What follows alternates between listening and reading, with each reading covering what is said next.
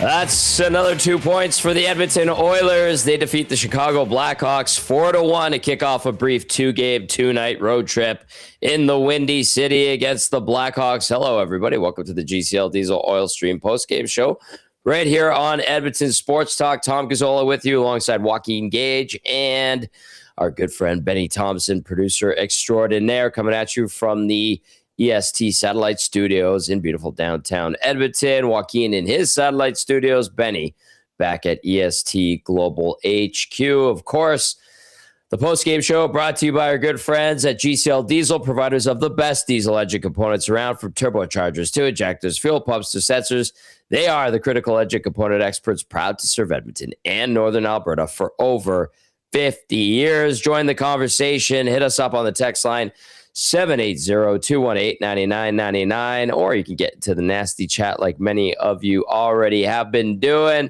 We want to hear from you as the Oilers get the job done. And listen, not a pretty game. It looked like it was pretty much well in hand for the Oil for most of it when they had that 2-goal lead. And then, they let one in, and we've got ourselves a bit of an entertaining game late in the third period. However, they hold the fort. Connor Ingram really solid tonight, and eventually get an empty netter, and then an absolutely terrible giveaway by Spencer Knight leads to the 4-1 goal by Leon Draisaitl. All right, let's bring in Gager and Benny here. Boys, are we satisfied if you're an Oiler fan from tonight's performance? Do you just take the 2 points and run and focus on Nashville? Joaquin, the goaltending faction, probably very impressed with what Connor Ingram was able to do tonight, for sure, too.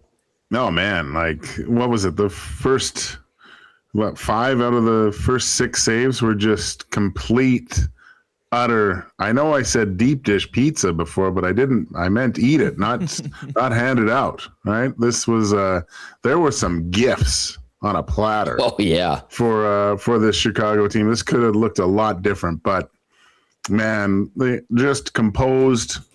His ability to, there's 2 things from Ingram that I've noticed over the last little bit, like his tracking. When you watch, when they slow down shots, like watch his head movement. Like he's just constantly following the puck and knowing where it is. Obviously that first goal got a little bit lost on him, but it's a really, really impressive body of work that he's put together, and his ability to catch the puck with all parts of his body. You know, like I said, he's soft, but in a really good way. And one of the attributes that I've noticed, especially tonight, and especially in that last 5 or 6 minutes, was once the Chicago Blackhawks had the Edmonton Oilers running around a little bit, he'd make a few saves, but if there was one that he could just kill the play and swallow it up, he did that, right? And just ended any further chaos that ensued after that. Really, really making it a difficult decision for this coaching staff once Tristan Jarry gets back in this lineup. Benny Thompson, what did you think about tonight's game? Yeah, to me, it's a weird one because it's like the Oilers, I thought, played very well. It's just the mistakes they had in their own zone were big ones. And good on Connor Ingram to bail him out a couple times. I mean, he earned the save percentage he gets tonight, earns the praise. I mean, after kind of a rough game against LA, I didn't think he was fantastic. I don't think all the goals were his fault or anything, but a very solid bounce back game maybe isn't the word for it, but just a very solid game from Connor Ingram, a performance that you would expect from a solid goalie in your own net, and Connor Ingram's been giving that. So again, the conversation about, you know, what you're going to do is your backup situation with Tristan Jarry coming back soon gets harder every time Connor Ingram plays this way. So good for him and for the team itself. I feel like they took advantage of a Blackhawks team that was missing Bouchard. They seized the moment, took care of business, and they probably should have had more than 2 goals in the third period. I mean, it should have been more. Spencer Knight was ridiculous and robbed a couple goals earlier in the game, but solid game for the Oilers. Nothing too much to complain about, and move on to Nashville and take care of business there. All right, what say you? 780-218-9999, a 4-1 Oilers victory over the Chicago Blackhawks. Let's go into the inbox here. Nate Dogg says, I've been watching the Oilers since I was a kid. I'm 30, and I think I haven't felt this confident in the team's goaltending since the short time we had Prime Rollison. Sean says, Connor Ingram, 9'6", 7'9", 6". Oh God, Sean, thank you for that. I'm not. I thought it was over. The kids are saying that whole thing is over. So it's been over. I'm gonna leave it there. Stupid Peter says, I thought the third line had a good night, even though they were shorthanded every shift. And then Bad Boy says, or BDA Boy, sorry, says, huge props to Connor Ingram tonight. He looked very confident in the net, and the team responded to that calming effect. I do have some stats from Swainer. Brian Swain sending this in, and it's stats with the third jersey, and they're going to wear them again tomorrow night, you guys. That's what the dads are all wearing. Everybody on that trip's wearing the third jersey. Connor McDavid, 15 points, 5 goals, 10 assists.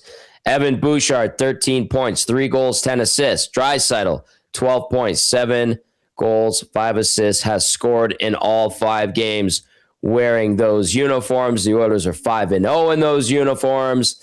And it, like, I don't know, Gager, if a uniform is really that much of a difference maker, but all they do is win in those. Mike's muted. Walking. Classic. There are certain times when you grab just a different jersey and it feels a little bit better, right? I don't know. They look sharp.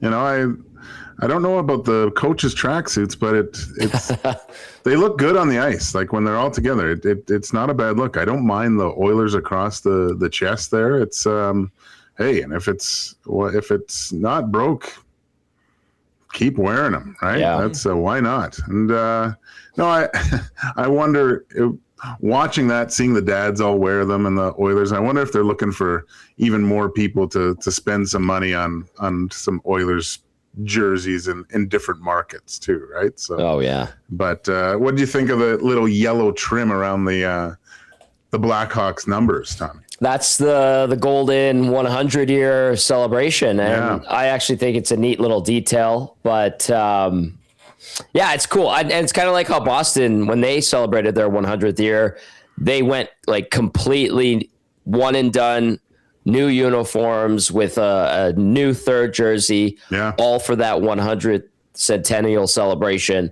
And I kind of respect that. Like Montreal did it years ago. I think the Leafs is coming up right away here. They got the Rangers doing their 100th. They got the Hawks doing their 100th. Detroit, their 100th. And each team's doing something a little bit different. And I actually really enjoy it. So that is a subtle little thing. Like, how do you mess with perfection on that uniform? Yeah, I'm like the most beautiful jersey to me is the Blackhawks jersey. It's perfect. Now the team playing and wearing those, not great, but showed some fight considering everything. They look like a team that had been ravaged by some illness too, right? Just not a lot of jump, but they hung around on the back of great goaltending and tried to muster as much as they could in the final 5 minutes there, which is commendable. But like Benny said, the Oilers played a pretty solid game. Like they were a cat playing with a ball of yarn for that first period. Like they were just doing whatever they wanted to. If not for Knight, I don't usually like these games because they tend to create bad habits when you're having your way with a team. But I found that they stuck to it a little bit. They were a lot more disciplined. No more evidence than what happened in the last few seconds.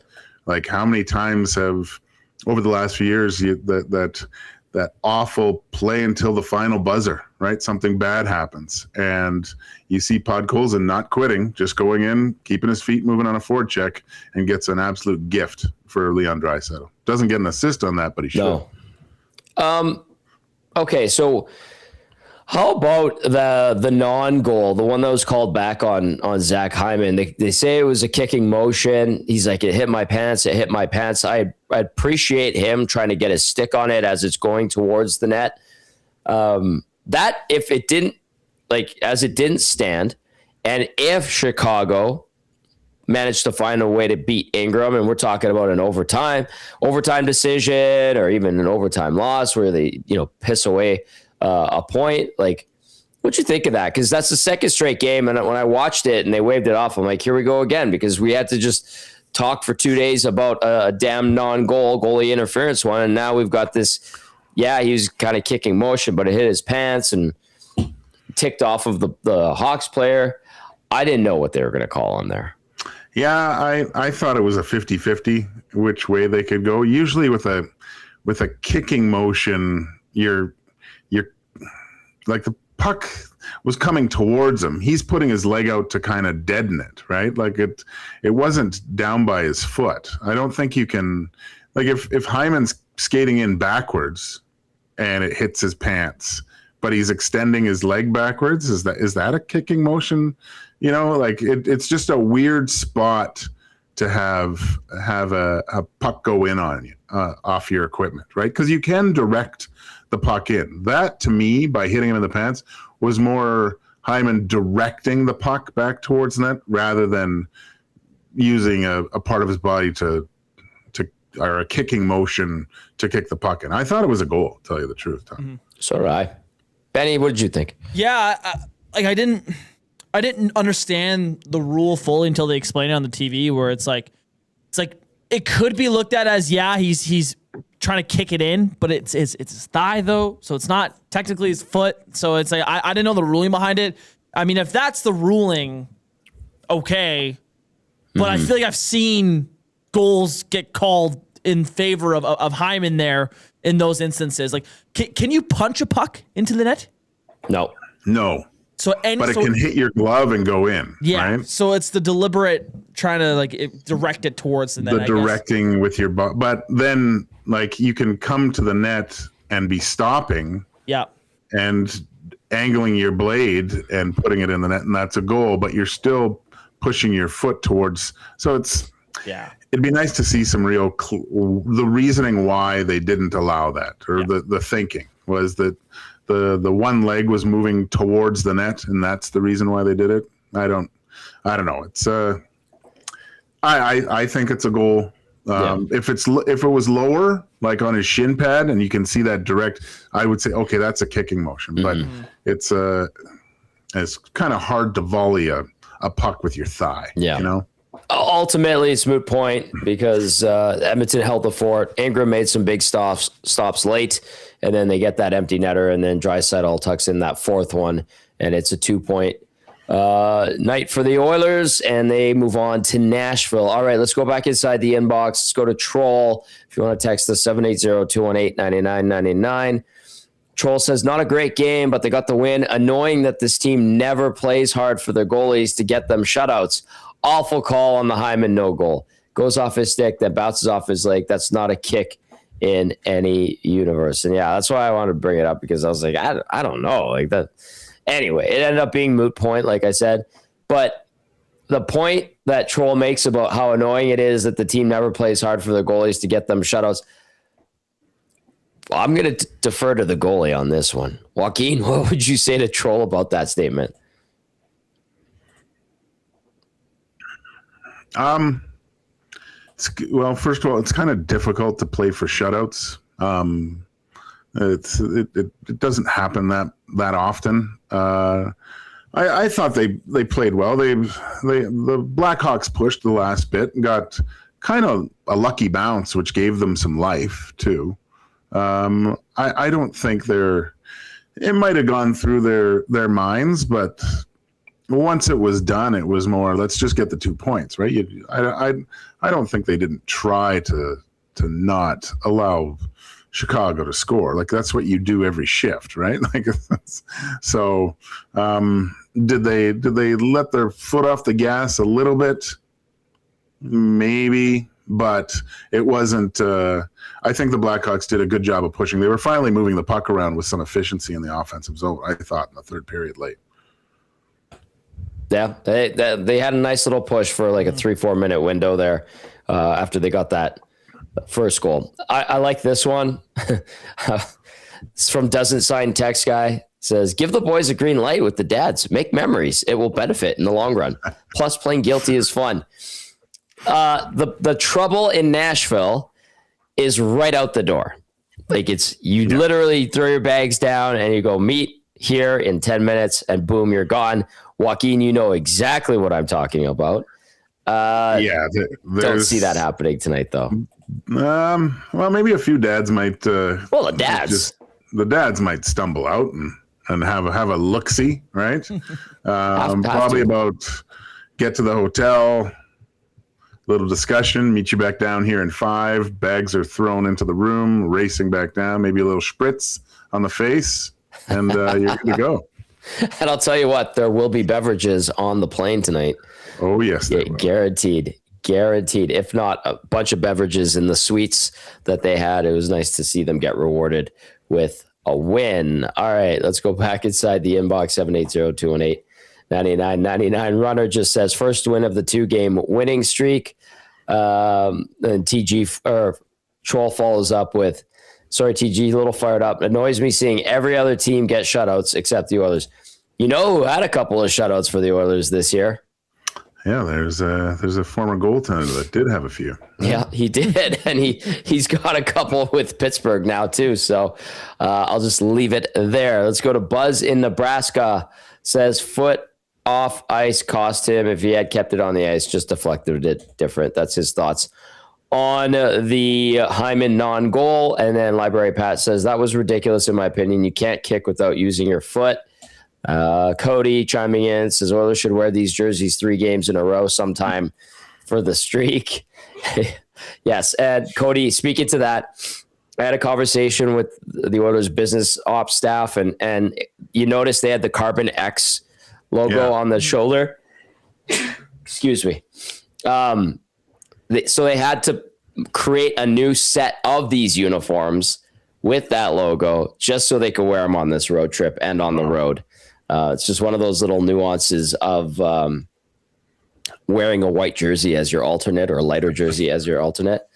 Let's go to Hammy from Saskatoon. It says, boys, I just hit a sick parlay. Bouch, Nuge, Leon each get a point. Ingram over 21 saves.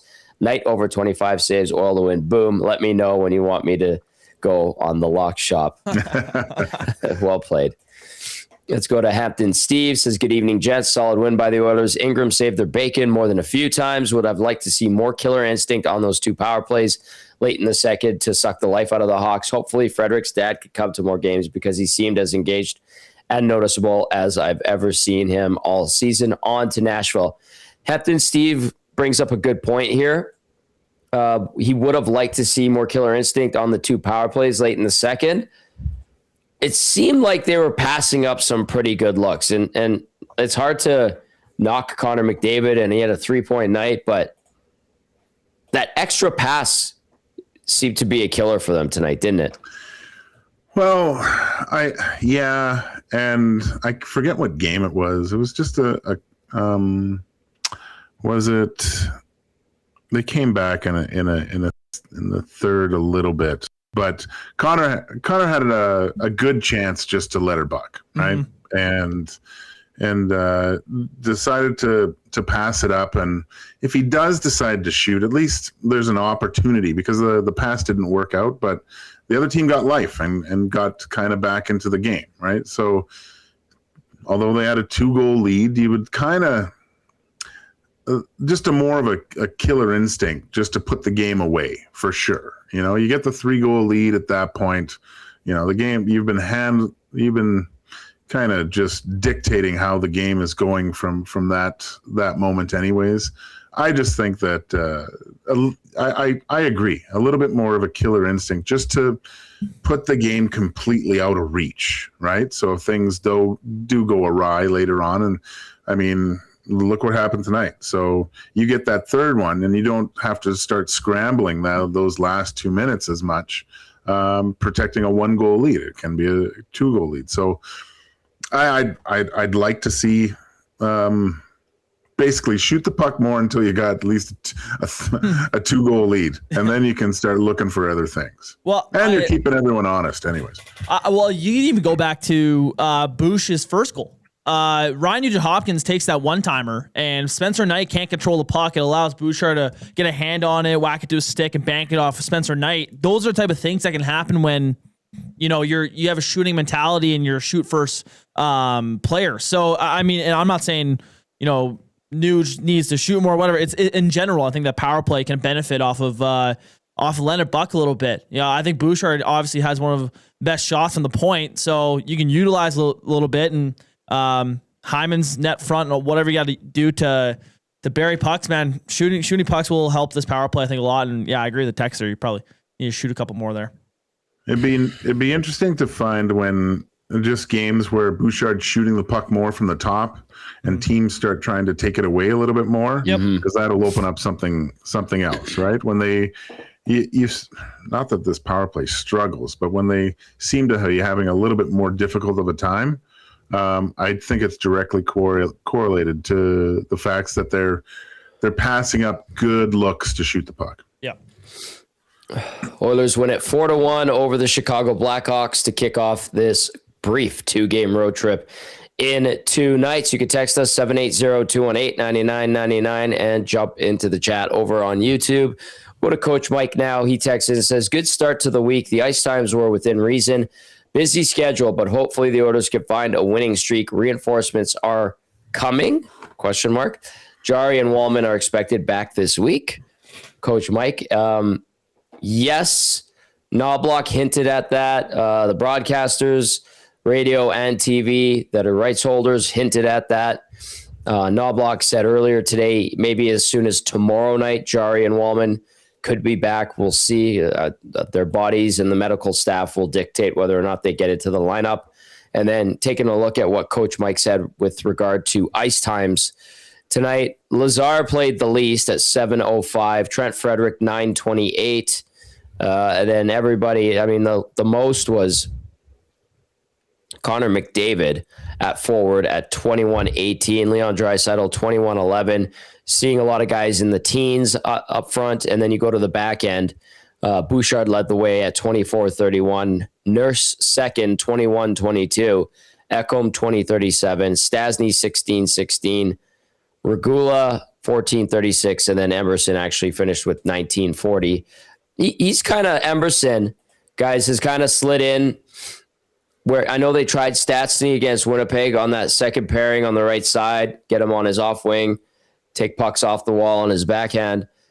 They didn't love it, so they bump Emerson up there.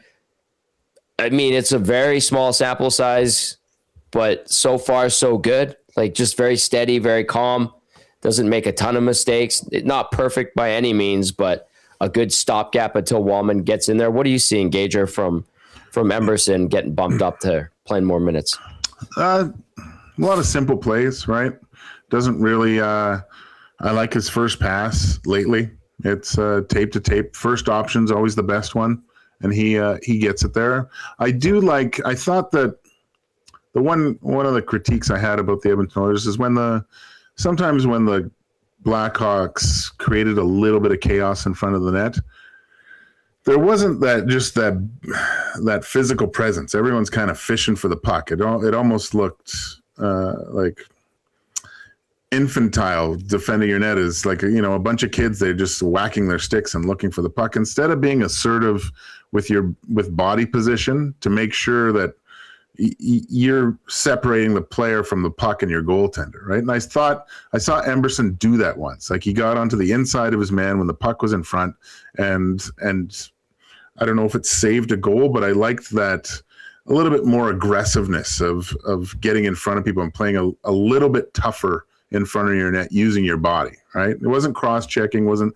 hacking and whacking, but definitely made it uncomfortable for the Blackhawks player at that point. So I think they could do a lot more than that. I hate when I see that. Like, there's no reason for this decor to not be able to battle physically in front of the net and just whacking around with their sticks like they're kids, But that's Emerson. I find that I saw him do that, I think, twice tonight, where he actually played a little bit more physical than, that's perfect. That's what you want. Yeah, there's a willingness to engage there with him. So as a stopgap, seems to be doing okay. We'll see how long that lasts. If Wallman's good to go, pretty safe to say, boys, that Regula Everybody's consensus taking him out. 100%.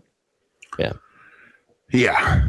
It's if there's anyone that needs some seasoning, it's Regula. Go get, and to me, I think there's a player there. I said this before, but I think confidence for him is waning big time. Right? He's not that confident with the puck. He's squeezing the stick a little bit more.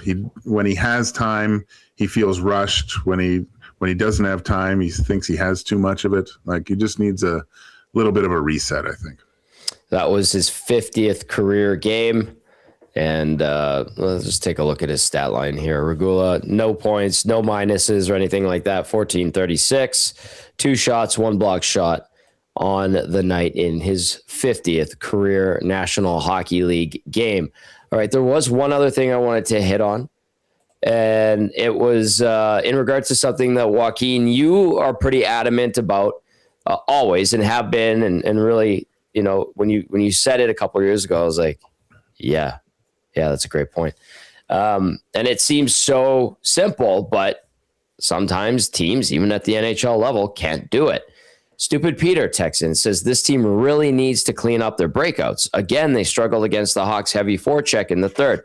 This team won't win 3 in a row if they can't figure out how to get out of their own zone. And when he's talking about that, when Stupid Peter brings that up and the Oilers do get hemmed in, Joaquin, like, why is it such a point of emphasis for you? I know you watched a million breakouts from your crease over the course of your career throughout your life, but why is that such a fundamental thing? Well, maybe just being a goalie, Tommy, because nothing was more frustrating when I'd be saying to my defenseman, like, man on, and then trying to look to maybe where he can put it to give him some options. But when you see all 3 guys have blown the zone or they're all up by the red line, you're just like, well, how are they supposed to get the puck to you, right? So it's part of their breakout. I realize that with the Oilers, but I still think there's times when you get just that low forward circling, kind of mirroring where the puck is, to give them an extra out, right? Especially to avoid the forward checker. If there is coming up the strong side with a chip up the walls, you just have that forward support going in there, making sure it does get out of the zone, right? But you always see that when the Oilers seem to be having issues, it's their first pass. And you could say that with most teams, but there is a tendency and an anticipation for some of these guys to get on their horse and get going once they see even the possibility of their D-men getting control of this puck, right? So it's gotten better, I would say, from the beginning of the year, but still, I think just the ability to come out as a group and gaining the neutral zone as a group, and at that point, the decision of hitting the line with speed and coming up as a cohesive unit, I think, is way more beneficial than just a couple guys standing still at the blue line and then chipping it and going get it, right? So, but that's just me.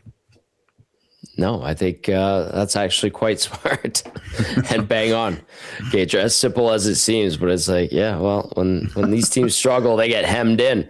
Someone made a point earlier in the nasty chat, or maybe it was in the inbox. When this team struggles on the power play, it's usually when other teams force them and take away their time to make plays. Is there a way around that, Gager?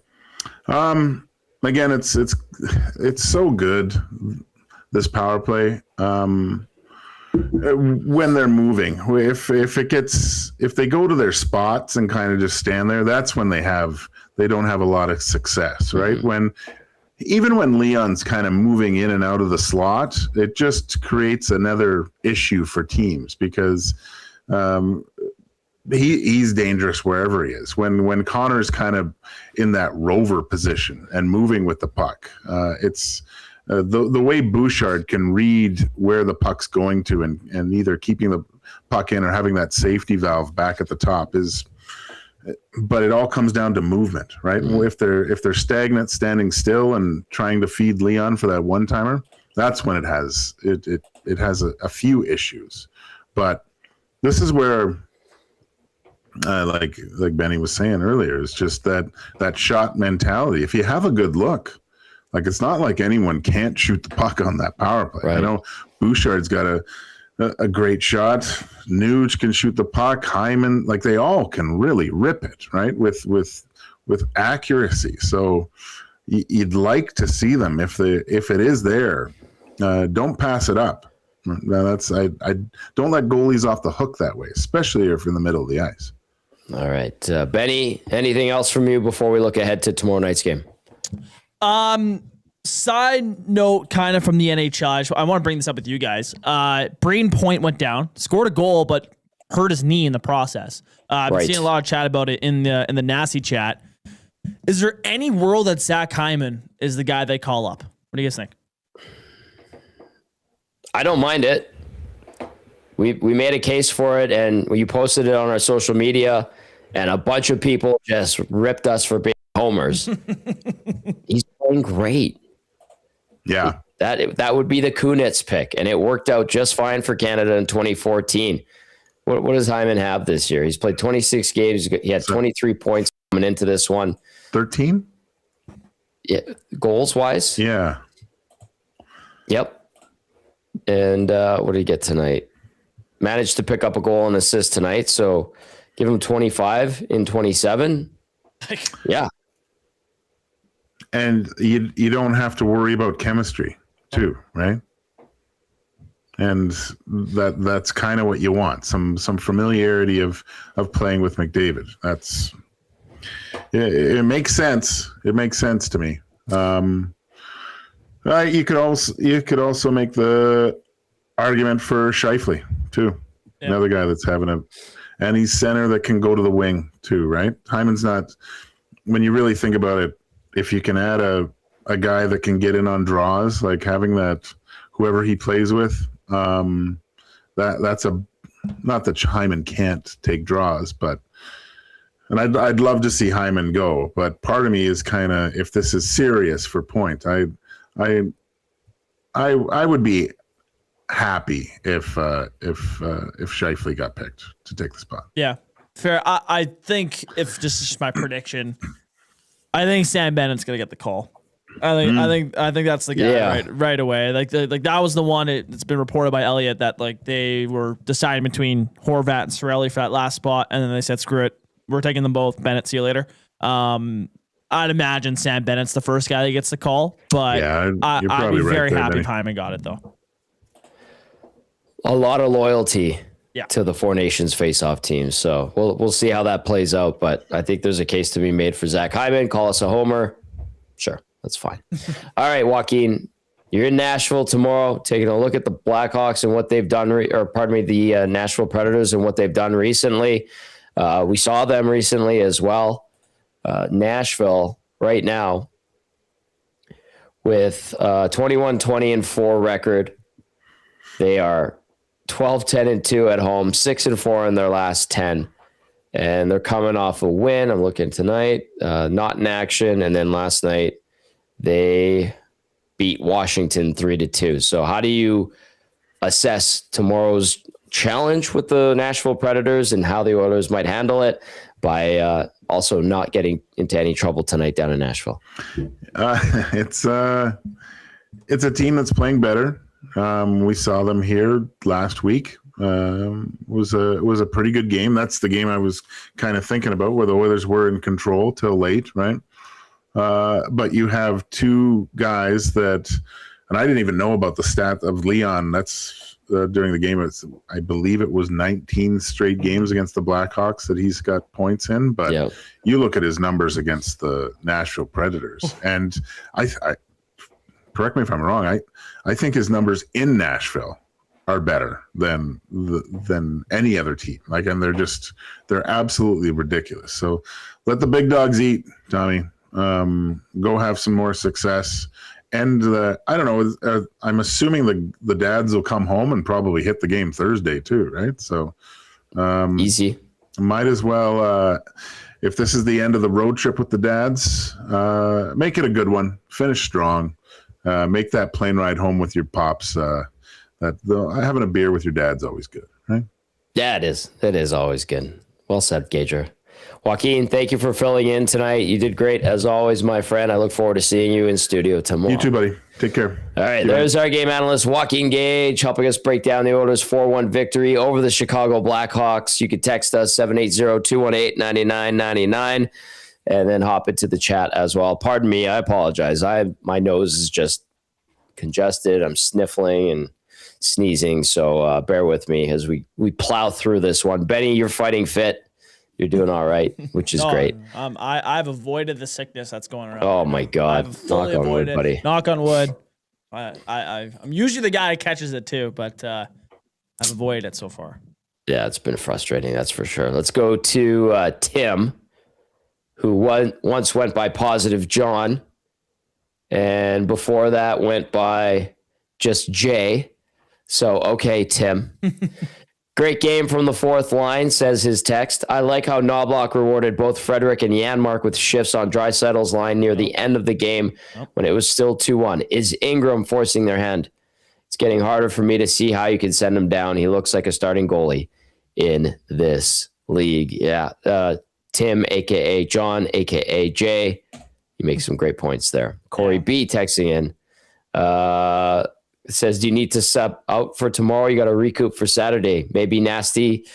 Some of the Nasties will be there. Well, we are on location tomorrow at Boston Pizza or in Clairview. So feel free to join us. Lots of great game day specials as well as prizes. And then they have that crazy 174-inch screen inside the lounge.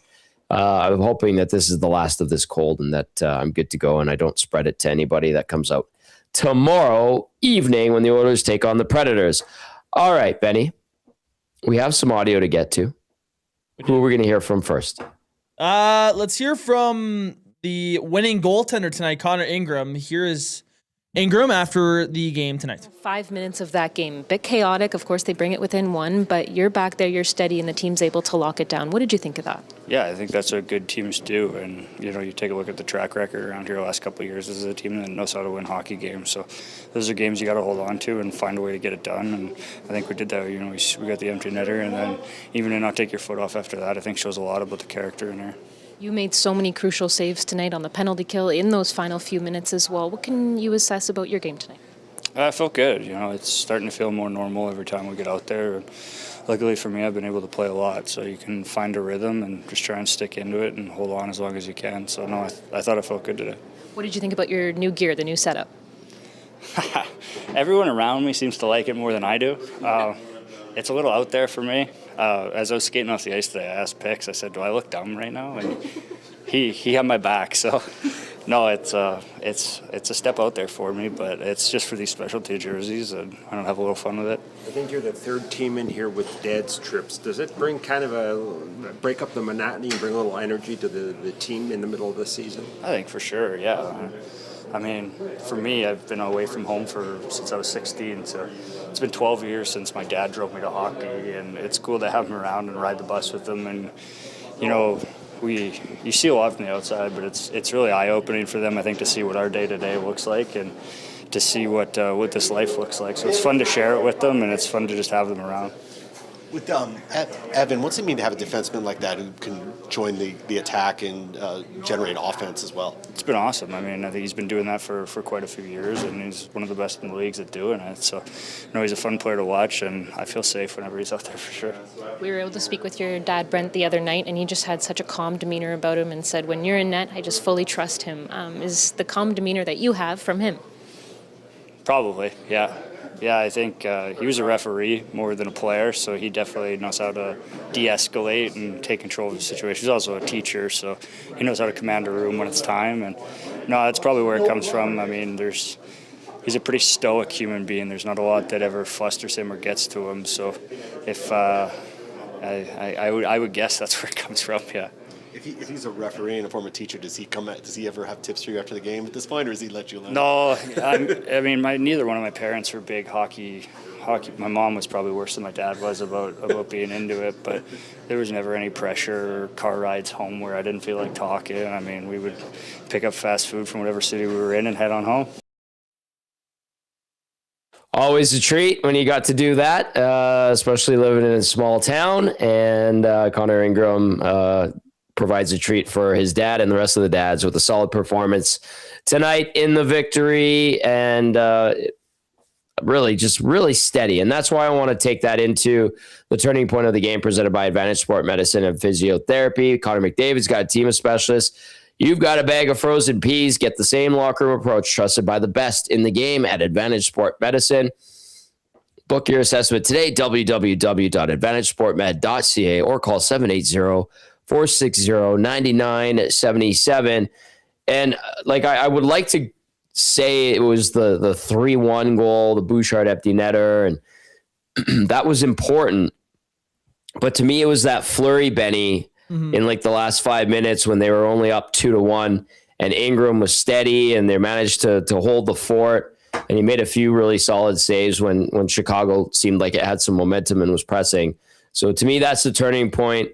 Then they get that face off in their own zone, they win it. Bouchard fires it down the ice, and that they ice that thing and put the game away. And then you get the Draisaitl goal when you hit the fortuitous turnover from Spencer Knight and take advantage of it. So to me, it was Ingram holding the fort in that flurry from Chicago when they kind of were feeling good, and especially late before they got the empty netter. That will be your turning point of the game, brought to you by Advantage Sport Medicine and Physiotherapy. So go check them out if you're looking for something that's been nagging you on your body. Maybe you got a bum shoulder, bum knee, and they can definitely help you out. All right, keep those texts coming in, 780-218-9999. The Wolf, says, is Connor McDavid's birthday tomorrow? Will that affect them? Only reason I know it's his birthday is because he shares the amazing day with my wife. That's great. I saw David Section T said in the nasty chat, are you sure it's that way, or is it the other way around? Your wife's birthday because it's McDavid's birthday. I found that pretty funny. Touche. That's well played, David Section T. I don't know. I feel like Connor McDavid is a pretty serious guy, so I don't think they're going to be too rowdy. I think, like Joaquin said, the dads will probably go out there and rip it up. Maybe hit Broadway for a little bit of the fun, and then be ready to go for tomorrow. So I don't imagine any of the players will be hitting Broadway. I don't think that would be wise. And when I traveled with the team, it was usually after the game. I do recall Devin Dubnyk coming out one night with us the day before a game because he was not supposed to start the next day. Did he? And he didn't. Yeah, he did not start the next day. So he had the green light and he fired it up. He bought a lot of drinks that night and we appreciated it. Let's go back inside the Oilers locker room. I'm going to let you pick who we're going to hear from next, Benny. Let's hear from the coach, Chris Knoblock. This is what he said after the game tonight. Connor Ingram and the steady presence that he brings to your net and also the team. He played really well. You think about the first shift of the game, he came up with a couple big saves there, and then the rest of the game, some nice saves, but we really relied on him in the third period. And in the second period in the penalty kill, there was numerous great ace scoring chances that Chicago had, and he played really well. Unfortunately, we gave up that one at the end, but a great effort by him. What can you say about your team's ability to lock that down, the fact that it was a one-goal game with 5 minutes left? Yeah, we were able to come out there with the win. I'm not sure we locked it down completely. We gave up a few more chances than I would like, but Chicago got a good push. They've got good players, and you knew that was going to happen. We couldn't control the whole game. Of course, we couldn't. You need your goaltender to make some big saves, and he certainly made his share in the third period. Evan Bouchard with a 2-goal game and a 3-point night. What are you seeing from his offensive production and just his game in general? Evan has impressed me so many times. I've coached him 2 previous seasons, and he's played extremely well, making plays, and this is probably the best I've seen him play. Just a whole new level. Got off to a slow start to the season, 10, 15 games, but after that, it's been unbelievable. And right now, it's been, these last couple weeks, just been tremendous. So, hopefully we can keep he can keep playing like that. How big of an asset is it to have a guy like him who can join the offensive attack in addition to take care of his defense capabilities? Huge. He gets a lot of credit or acknowledgement for his offensive play. And he's a really good skater, and I don't think he gets enough recognition for that. He's, he plays the game so, I don't know, I want to say almost passive, but just kind of surveying the game. But he does have he's fast. Like, he can get up ice very quickly. He's a great start. And I don't think he gets enough recognition for his defensive play, but the all-round player, the shot, the passing, and being able to carry the puck out. So many things that he brings to our team. Zach looked like 100% sure that was a goal. I don't know if I've ever seen him so sure. What was your take on just it being called back? Yeah, that's a tough one. Obviously, it is a kicking motion. He's trying to stop the puck, and I guess where do you draw the line on where kicking the puck is? Like, obviously, if it's off skate, definitely, shin pad, maybe not. Up your thigh, it gets a little gray, but I guess that's the call. What about the dads and just the pregame lineup is read and they're in the room and just the inspiration? Can you sort of see it and feel it with all of these mentors and fathers on the team? Yeah, anytime you get to share a weekend like this, it's very memorable for the mentors, the parents, but also for the players. It's a long grind. It's a long season. Playing 82 plus exhibition, playoffs, all that. You want some change and some things to look forward to, and obviously getting to share a weekend like this with your, mostly fathers that are here is very special for all the players. All right, a very happy Chris Knoblock there as his team picks up the 4-1 victory. Lots of praise again, like the other night, for Evan Bouchard. And some nice words there about the father's trip. We'll see if they could continue it tomorrow in Nashville. A great opportunity to do so against a Nashville team we've seen recently, a Nashville team they've beaten recently. And I think, primed for another big night in a building that they've had success in. And then obviously Leon and Connor have feasted on the Predators. Mm-hmm. Should be all right. Maybe a couple of things, Benny, like a lot of people have brought up in the text line, the killer instinct, and I'm with them on that. Like, I would have appreciated a power play goal to make it 3-1 rather than having to wait, for the empty netter and then going through a couple of PKs and having that little flurry that the Hawks had. And you had Ingram there, thankfully, to bail you out. But to have that reassurance from Ed Insurance Barker would have been nice. And maybe they could bring it tomorrow. A little bit different team in the Nashville Predators. We'll see how they handle it. A couple things to sharpen up on for sure, but not bad, and a reason to be happy. You could tell Chris Knoblock was certainly pretty happy there after the win. All right. Twitter Mary texting us says, I should bring you some of my homemade chicken soup tomorrow. Twitter Mary, I will take anything right now. It only gets worse and worse and worse. So, I will take any recommendations anybody has to kill this cold for once and for all. Ben, we do have Knoblock, or we have Bouchard. Go ahead. No, you want to? Yeah. Sorry. So Guy Flaming tweeted us, and he's posted in the Nashi chat. So that Hyman disallowed goal off his thigh, they ruled it as a kicking motion. He says that's a goal in the WHL off a foot or leg, full on kick it in if you have the skill to do so. As long as it's outside the crease, it's a good goal. Do you like? Oh, there you go. There's the rule book. I have one too. So in the WHL, they rule that a goal. Would you appreciate that rule being implemented in the NHL? Because to me, I understand foot. But then I guess it's kind of how do you rule, foot versus a thigh? Does it have to be knee up for it to count? But I don't know. I think Hyman's goal should have counted. If I'm making the rules myself, I'm not saying they didn't correctly call it. I'm just saying if I had to make the rules, I think those should count personally. The part that I would defend in Hyman's case is that, yes, he stuck his foot out, right? But it got ticked off of a stick, and didn't hit him on the leg. It hit him on the thigh. Yeah. Didn't hit him below the knee or anything like that, where I would assume that is the kicking motion. But if you're using the whole leg, okay, I get it. And then they called it no goal on the ice. All right, I get it. I'm getting terrible flashbacks to Saturday night, although that was a goalie interference call. But I understand his argument. Is like, yeah, he was trying to get his leg on it. It got redirected. It goes off of his pants and in. So I get the case he's making. Now, whether or not they adopt what the WHL does, that's up to each individual league. Of course. I have no problem with the dub doing that way, because to me, if that counted, I'm like, well, he didn't boot it in, didn't go off his skating in.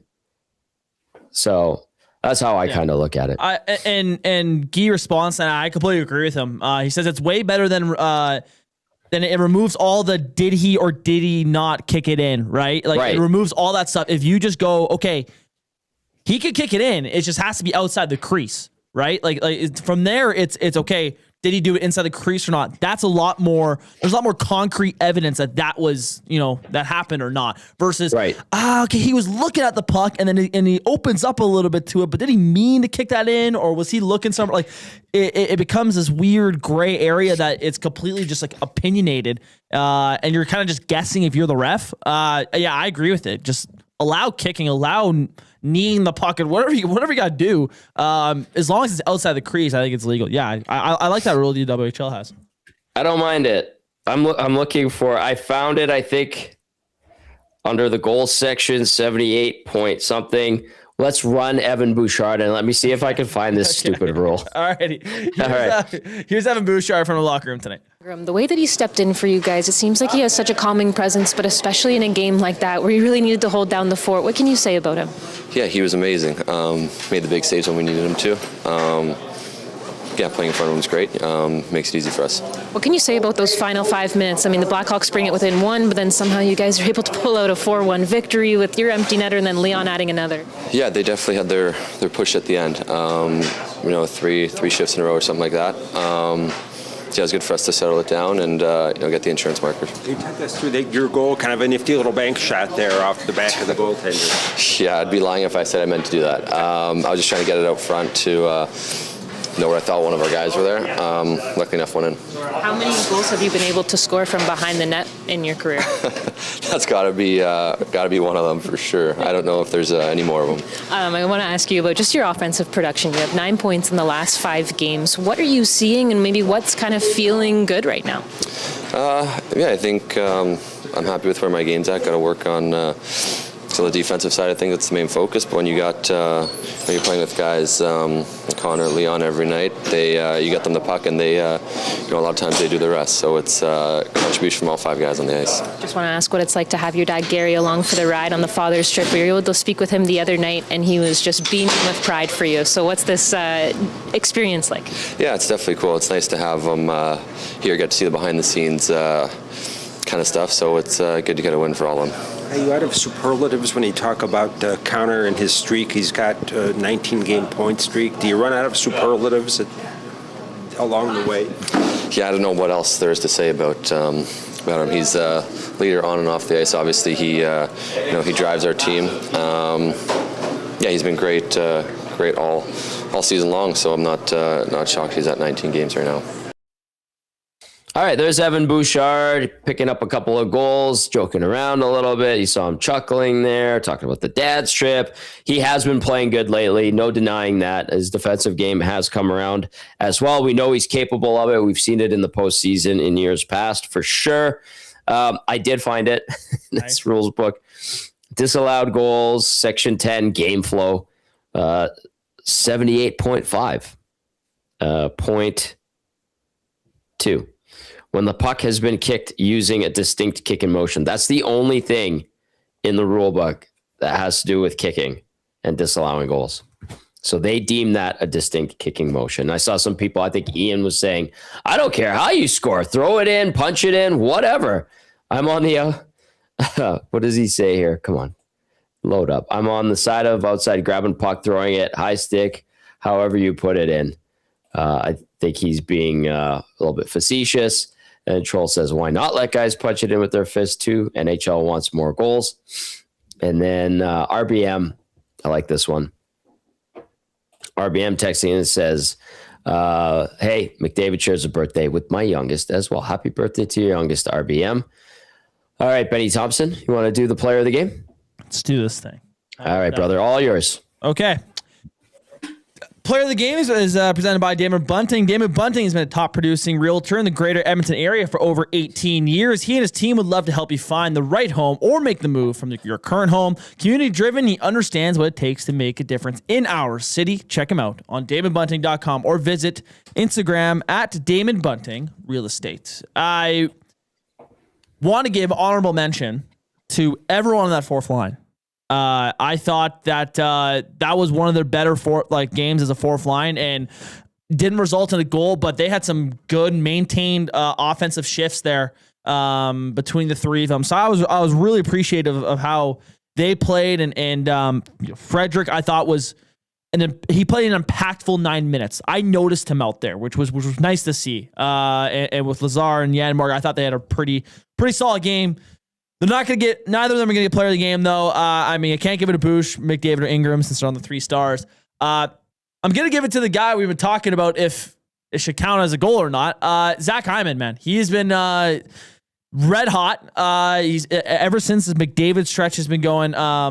Hyman's kind of tallied along with them, and so obviously it benefits playing with McDavid. But that goal he scored today, we talked about it before he was in the lineup. Like, no guy was doing that on the Oilers, right? And there's not as many guys that can do that in the NHL as Zach Hyman, but he's in there. He completely boxes out Alex Vlasic in the crease. He's basically in the net and scores a goal. Like, that's the type of stuff that the Oilers were missing when he was out of the lineup. So I just feel like his play's been awesome. He's making a case, man, with Point maybe being out for some serious time here. He might catch a look from Team Canada, but I just think his play has been really, really good as of late, and I want to highlight him here with Player of the Game. Nicely done, Benny. Nicely done. I want to bring up one other talking point before we wind things down, and that is Andrew Mangiapane. Mangiapane tonight, when he was out there, I kind of noticed him a couple of times. I think he wanted to throw some hits. He wanted to muck it up a little bit. He ends up playing 11-26, no points, donuts across the board, ends up with a blocked shot and 4 hits. So he was trying to do something, also had a giveaway, but no shots on goal.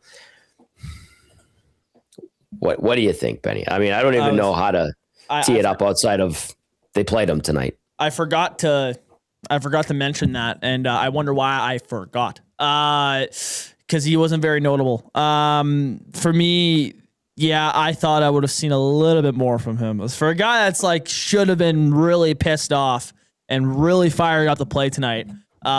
I thought, like you said, there's a couple times where we want to throw hits and stuff. He had a really good give and go play with Savoy in the third period, which pops out to me right away. But yeah, man, I think he's just stalling until he gets traded. Honestly, I don't think there's going to be any hope for him playing some solid hockey here in Edmonton. I think that will be the case somewhere else. And so right now, I think he's just kind of waiting out a trade. So didn't love his game. I just don't think it's fitting here. And again, man, let's. I would put Howard in tomorrow. I personally would just swap him back in. Because I feel like today, any third line success they had, it was a lot of Savoy and Rosvik playing off each other. And it seemed like they're really gaining chemistry. So you can throw Howard back in there, who's the shooter. So I take him out tomorrow. And I know we've been talking about this for over a week now. Like, trade's coming. Let's stand here. Let's pick up the phone. Do whatever you gotta do. I think he'd be. There have been calls. Like we talked with Pagnotta on Saturday on Hello Hockey. Great edition of Hello Hockey, by the way. Jerome McGinley was fantastic. Benny, once again, thank you for lining that up. He was great. Always. Dave had the trade rumors. There was an update on Mangiapane. There have been calls in regard to him. There have been teams interested. It's just they haven't been able to get something done. And another point on Roslovic, too. I wasn't too hot on him being a centerman. Mm-hmm. I watched him today, and I was like, you know what? Looking all right. He's got good speed, and so like him being able to swing low for pucks allows him to generate speed throughout the ice and kind of attack the rush. With more speed, which helps him a lot. And I mean, he's got shifty hands, so it's when you pair those two together, he's a pretty dynamic player. Him and Savoy are very similar, and I think they think alike a lot of the time. A lot of them are they're both pretty offensive minded that can have slick hands and can make good plays with each other. So I think their chemistry is really starting to build, which is a good thing because Henrique seems like he's going to be out for a little bit. So if they can continue to build up that chemistry, and maybe if Ike Howard continues to play and fits in well with those guys, that could be a solid secondary option for scoring. So, but yeah, I think they're coming along, which is nice to see. You know what word I'd use as a descriptor for Mangiapane, or not Mangiapane, but Roslovic and Savoy? Clever. Yeah, it's good. They're clever hockey players, and I appreciate that with skill. They have obvious skill and talent, but they're clever. Not the biggest guys. Roslovic's about 6 feet tall. Savoy, you know him. He's not 5'9", 10. Yeah. But they use everything that God gave them to try to make a difference in a positive way for their team. And generally, they do that. So I can appreciate that. Ian texting back says, Tommy, I said no to throwing or high stick, but any other is fair game. I apologize, Ian. I misread that. And then Brandon from Windsor says, huge win tonight. Let's go get another one tomorrow. LFG. And then Liquid Beaver, thank you for the recommendation to kill this cold. I might have to take you up on that one. It's part of me. It's lingering, and it just keeps becoming more and more annoying. So I appreciate everybody tolerating that. That's going to do it for the GCL Diesel Oil Stream postgame show. The Oilers win 4-1 over the Chicago Blackhawks. Great start to this road trip. Let's see if they could close it out with another victory and keep pace with the Vegas Golden Knights, who are idle tonight. And we could talk about it being another successful dad's trip, and the Oilers coming back home to face the Islanders, primed and ready for potentially their first ever 3-game winning streak of the season, which would be nice. They've had 8 opportunities to do it so far. They've blown all 8 of them. Maybe the 9th will be the charm. That's going to do it. A big thank you to everybody who watched on watched on YouTube, listen on iHeartRadio, tune in. Of course, EdmontonSportsTalk.com's audio player. We appreciate you guys very much. For Ben Thompson, for Joaquin Gage, I'm Tom Gazzola saying thank you. Have a great night. We'll see you tomorrow.